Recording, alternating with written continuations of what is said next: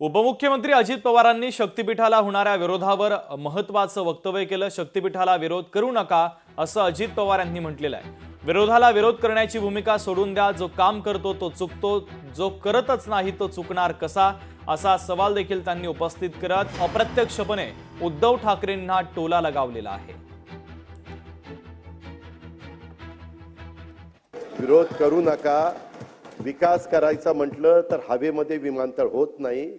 विकास करायचं म्हटलं तर हवेतनं रस्ते होत नाहीत। विकास करायचं म्हटलं तर हवेत शहरं होत नाहीत। हे आपल्याला जमिनीवरच करावं लागतं। फार तर काही बाबतीत पाण्यावर करावं लागतं, ज्याचा उल्लेख मी आता केला।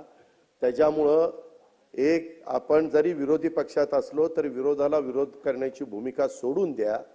विकास बाबतीमध्ये हातात हात घालून पुढे चला। त्या ठिकाणी कुठं आमचं चुकत असेल तर आम्हाला दाखवा, आम्ही चूक दुरुस्त करू। मी नेहमी सांगतो, अध्यक्ष महोदय, जो काम करतो ना तो चुकतो, जो कामच करत नाही तो चुकल कसा? साला कामच करत नाही कसं चुकल कसा? आता कामच केलं नाही तर चुकायचा प्रश्न आलाच नाही ना। लोकशाही मराठी ऐका, पहा, जागरूक रहा।